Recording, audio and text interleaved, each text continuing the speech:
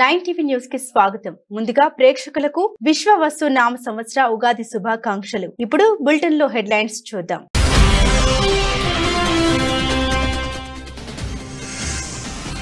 Myanmar Thailand ను వణికించిన పెను భూకంపం 334 అణుబాంబుల విధ్వంసానికి సమానం. విస్తుపోయే విషయాలు తెలిపిన స్థానిక భూ విజ్ఞాన శాస్త్రవేత్త జెస్ ఫినిక్స్.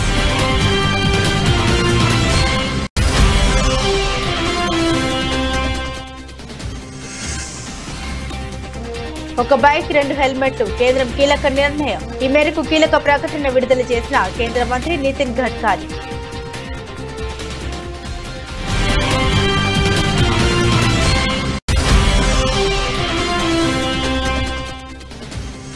రవీంద్ర భారతిలో శ్రీ విశ్వవస్తు నామ సంవత్సర ఉగాది వేడుకలు. ముఖ్య అతిథులుగా హాజరైన ముఖ్యమంత్రి రేవంత్ రెడ్డి, ఉప ముఖ్యమంత్రి భట్టి విక్రమార్క.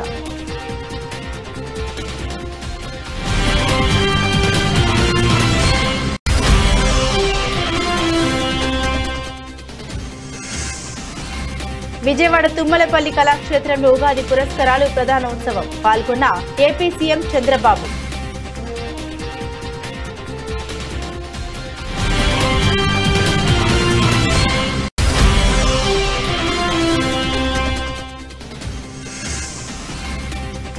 దేశాన్ని విభజించే కుట్ర చేస్తున్నారు.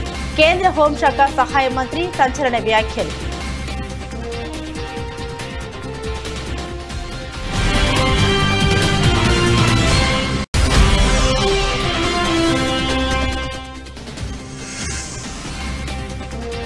తెలంగాణ భవన్లో ఉగాది వేడుకలు. హాజరైన BRS working president KTR.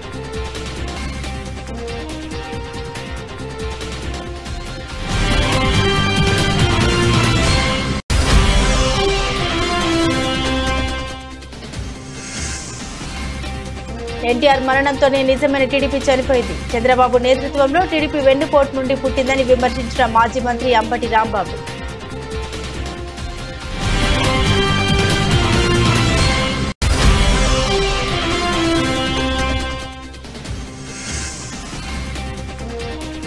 Mumbai Indians ఘోర ఓటమి. 36 రన్స్ తేడాతో ముంబైని ఓడించిన గుజరాత్.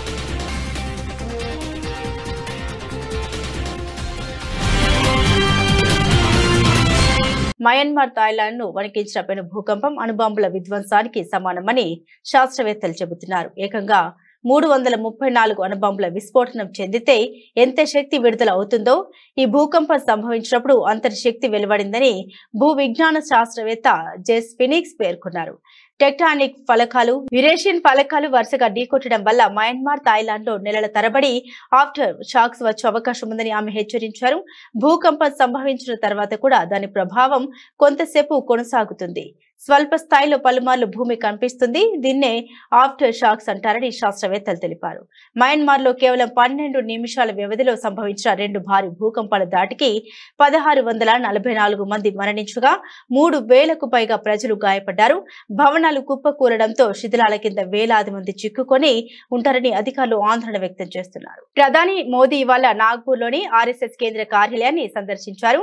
అక్కడి స్మృతి మందిర్ లో ఆర్ఎస్ఎస్ వ్యవస్థాపకులు హెడ్గేవార్, గోల్వాల్కర్ కు నివాళులర్పించారు. ఈ సందర్భంగా విజిటర్స్ బుక్ లో ప్రధాని తన సందేశం రాశారు.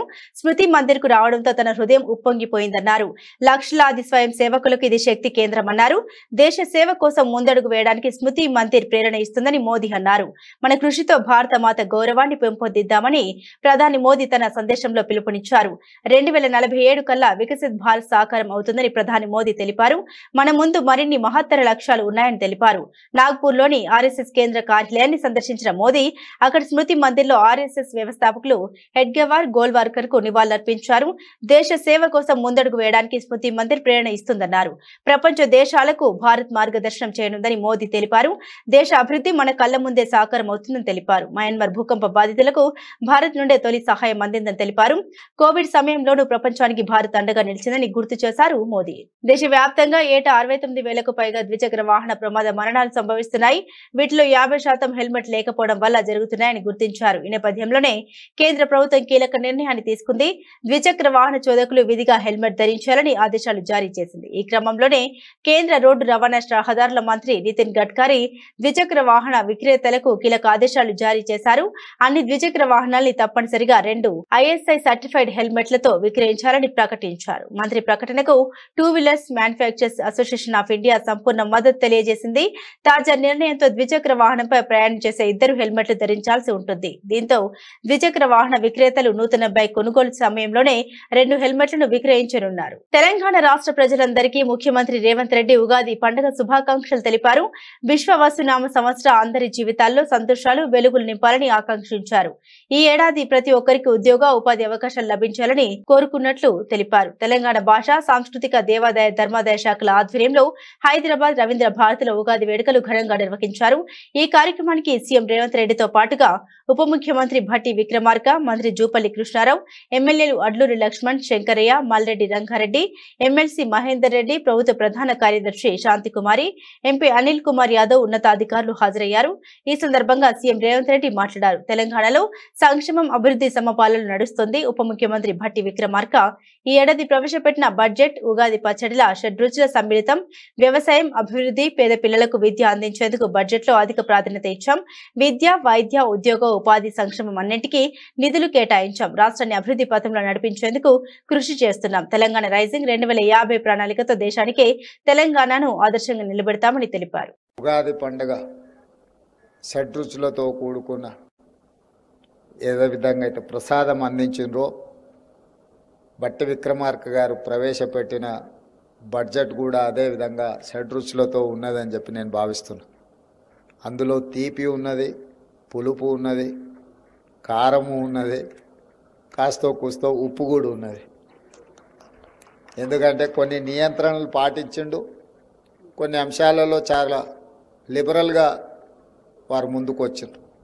యువత ఉద్యోగ ఉపాధి అవకాశాలు కల్పించడంలో కానీ, రైతులు పండించిన పంటకు సంపూర్ణ సహకారాన్ని అందించి గిట్టుబాటు ధరలు ఇచ్చి పంటలని వ్యవసాయాన్ని ప్రోత్సహించాలని, అదేవిధంగా పేదలకు వైద్యాన్ని అందించాలని, నిరుపేదలకు విద్యను అందుబాటులోకి తీసుకురావాలని వారి బడ్జెట్లో విద్య, వైద్యానికి, వ్యవసాయానికి, పరిశ్రమలకు ఉద్యోగ ఉపాధి అవకాశాల కల్పన కోసం అత్యధికంగా వారు నిధులను కేటాయించడం జరిగింది.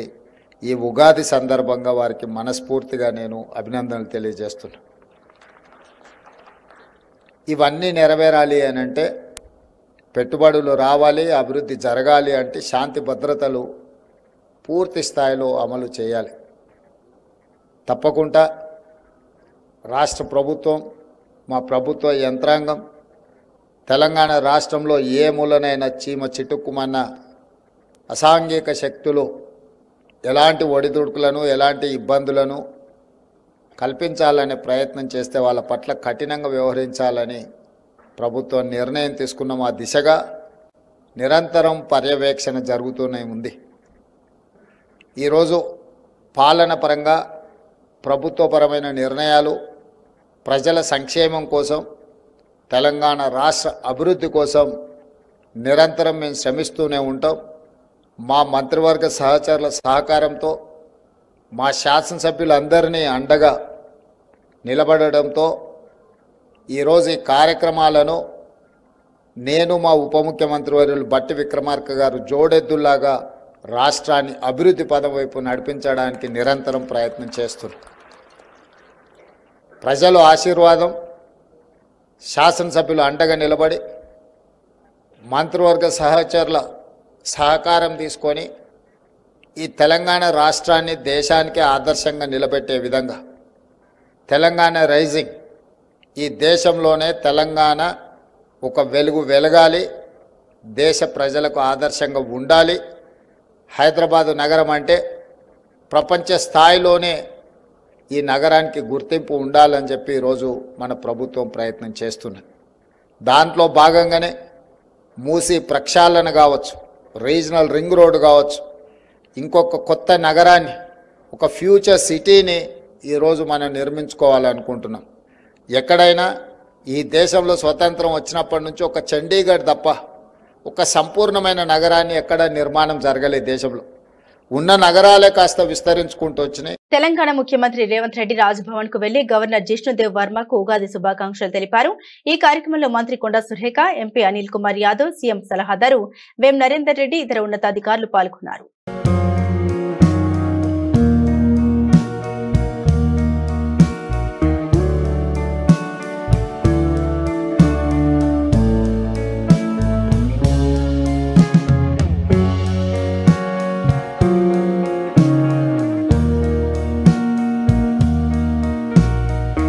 ఆంధ్రప్రదేశ్ రాష్ట్ర ప్రజలకు దేవుడు మంచి భవిష్యత్తు ఇవ్వాలని కోరుకుంటున్నట్లు ముఖ్యమంత్రి చంద్రబాబు నాయుడు తెలిపారు.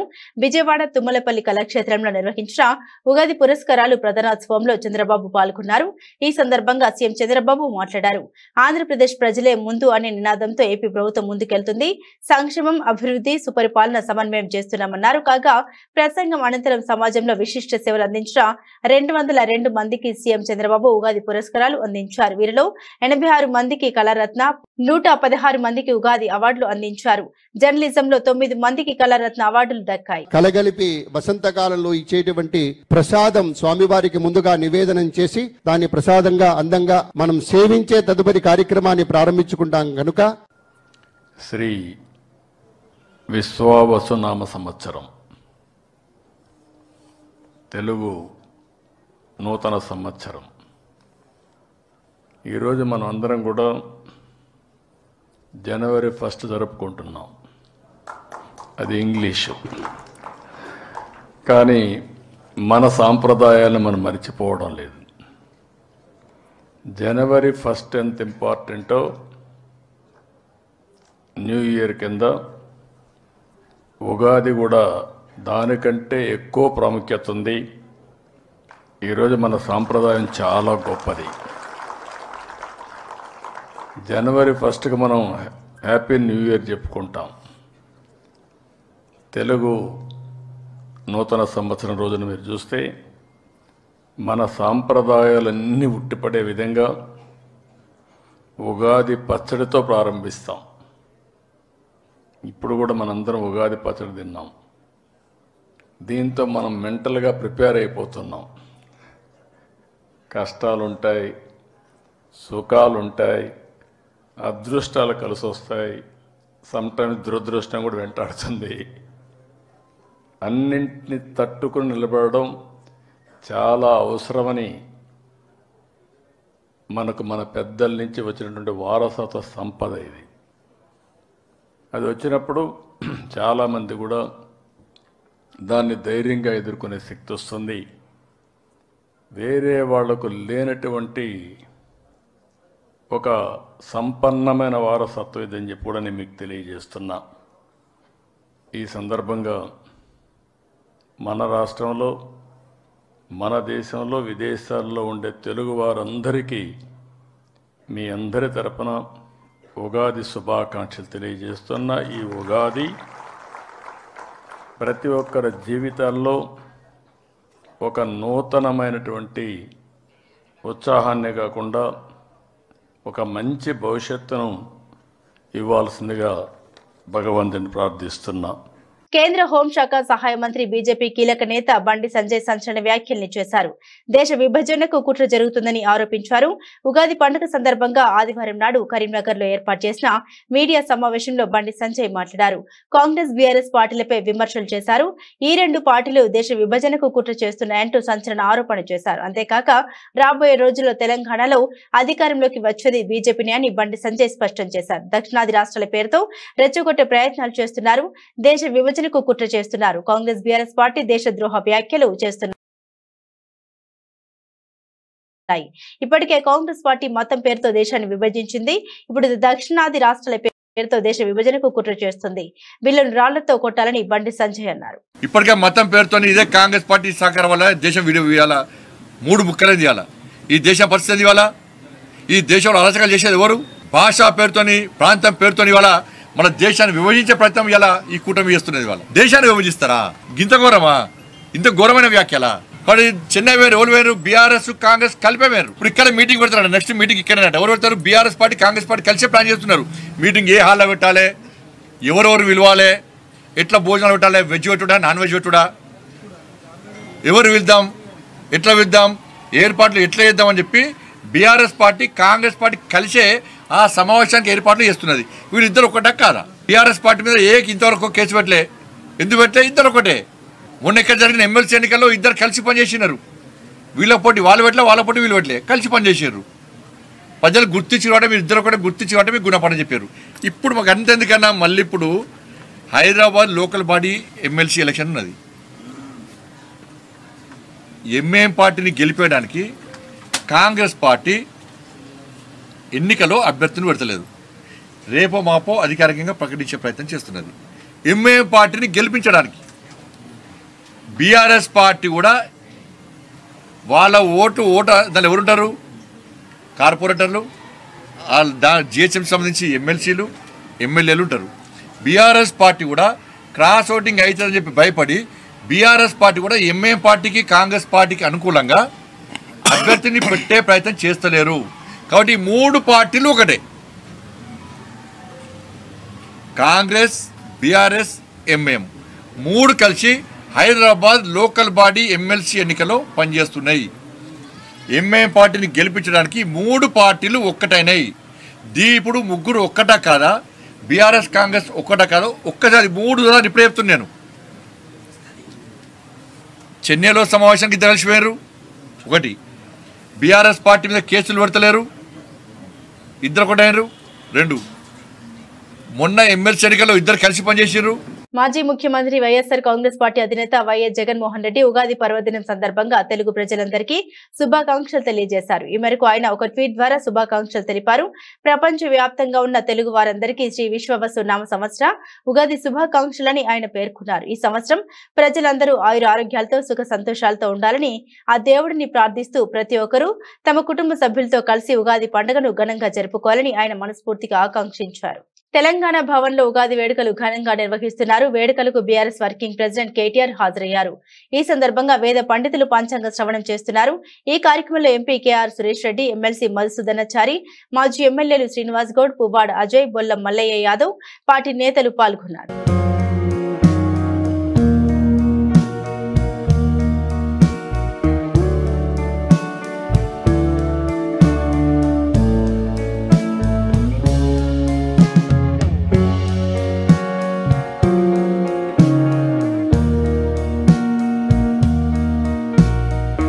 నందమూరి తారక రామారావు మరణంతోనే తెలుగుదేశం పార్టీ చనిపోయిందని, ప్రస్తుతం నారా చంద్రబాబు నేతృత్వంలో వెన్నుపోటు నుండి పుట్టిన పార్టీయేనని మాజీ మంత్రి వైఎస్ఆర్సీపీ గుంటూరు జిల్లా అధ్యక్షుడు అంబటి రాంబాబు అన్నారు. గుంటూరు వైఎస్ఆర్సీపీ కార్యాలయంలో ఆయన మీడియాతో మాట్లాడారు. తెలుగుదేశం పార్టీని ఎన్టీఆర్ స్థాపించినప్పుడు చంద్రబాబు ఎక్కడ ఉన్నారో చెప్పాలని ప్రశ్నించారు. ఎన్టీఆర్ నుండి పార్టీని లాక్కుని అవకాశవాద రాజకీయాలతో అధికారంలోకి వచ్చిన ఘనుడు చంద్రబాబు అని మండిపడ్డారు.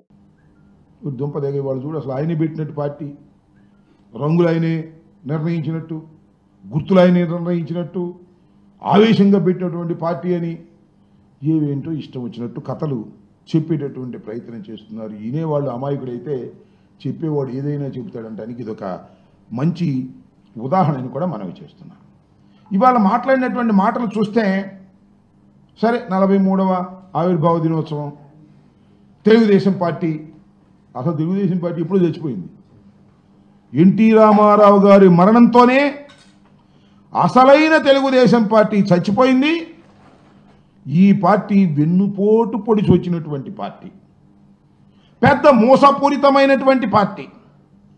ఈ జెండా గురించి చెప్తున్నాడు చంద్రబాబు నాయుడు గారు, పేదల కోసం పోరాడే జెండా. ఇంకేయో చెప్పాడు జెండా గురించి చంద్రబాబు నాయుడు గారు. నేను చెబుతాను, ఇప్పుడు అడుగుతాను, చెప్పండి, అసలు ఈ జెండా ఒకటి ఎగిరిద్దా?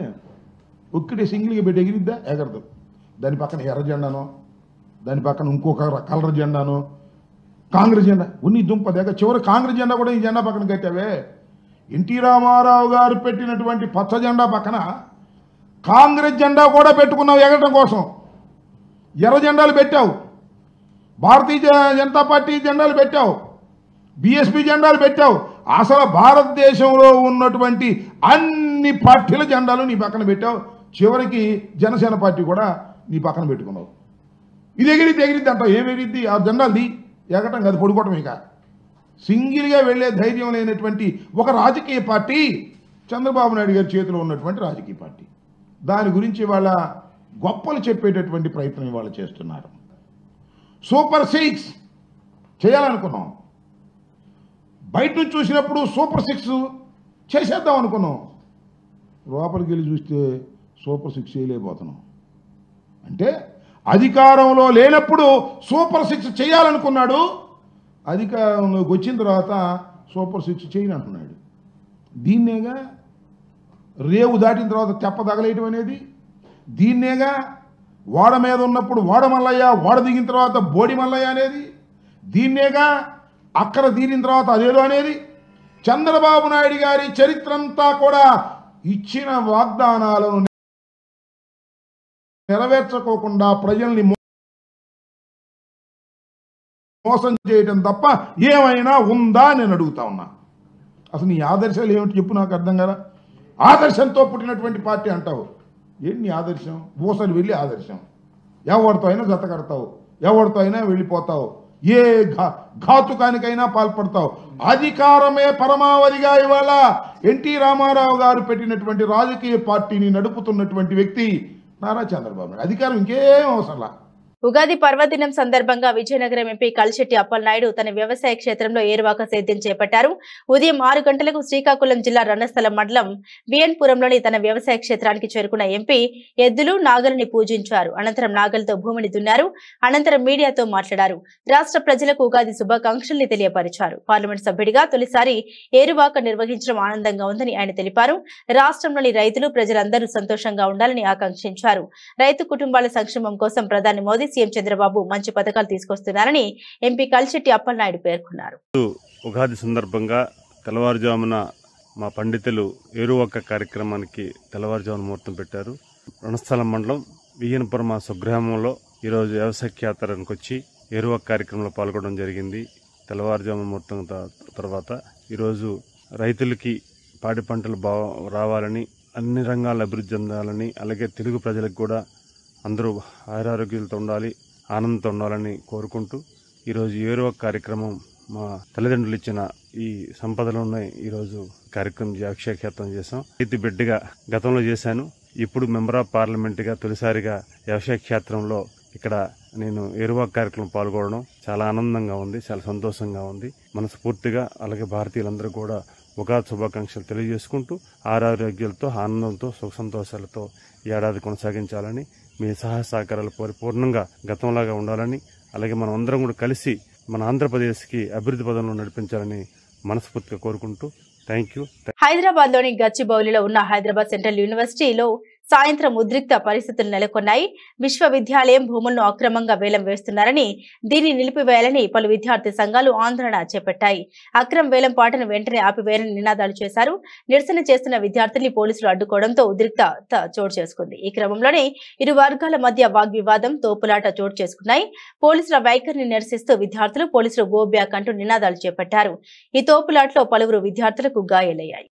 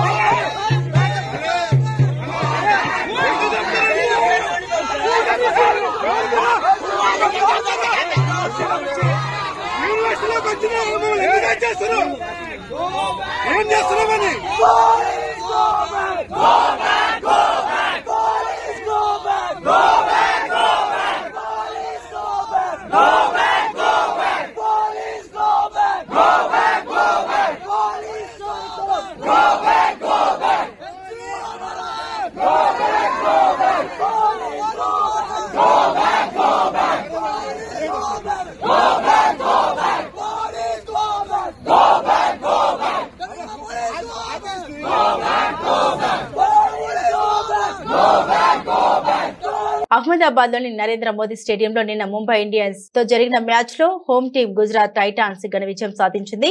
36 పరుగుల తేడాతో ముంబైని మట్టి కరిపించింది. గుజరాత్ నిర్దేశించిన 197 పరుగుల లక్ష్య ఛేదనలో ముంబై నిర్ణీత 20 ఓవర్లలో 160 రన్స్ కే పరిమితమైంది.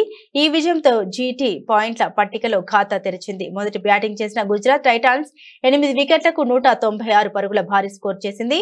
Sai Sudharsan 63, captain Shubman Gill 38, Jos Buttler 39 పరుగులు చేశారు.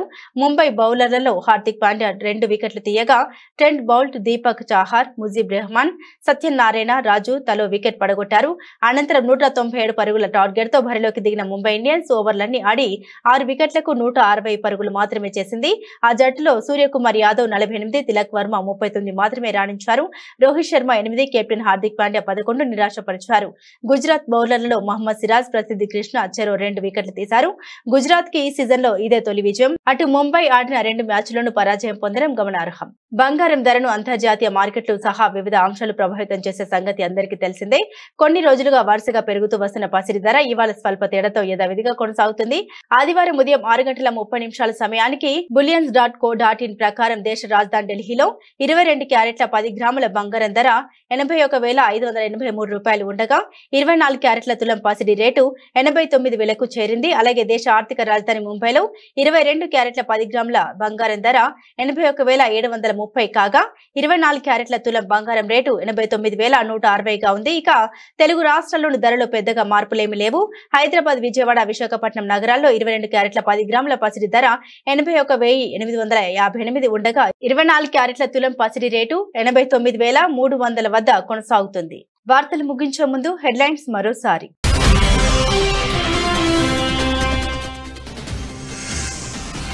మయన్మార్, థాయిలాండ్ ను వణికించిన పెను భూకంపం 334 అణుబాంబుల విధ్వంసానికి సమానం. విస్తుపోయే విషయాలు తెలిపిన స్థానిక భూ విజ్ఞాన శాస్త్రవేత్త జెస్ ఫినిక్స్.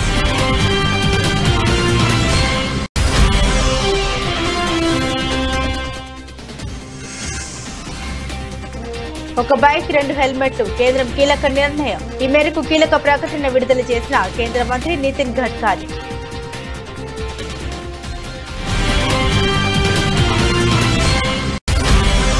మాజీ మంత్రి అంబటి రాంబాబు.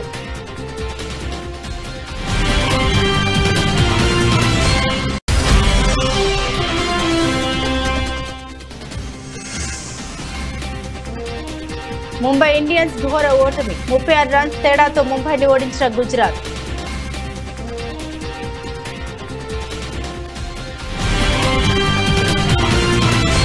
ఈ వార్తలు ఇంతటితో సమాప్తం. అంతవరకు సెలవు. నమస్తే.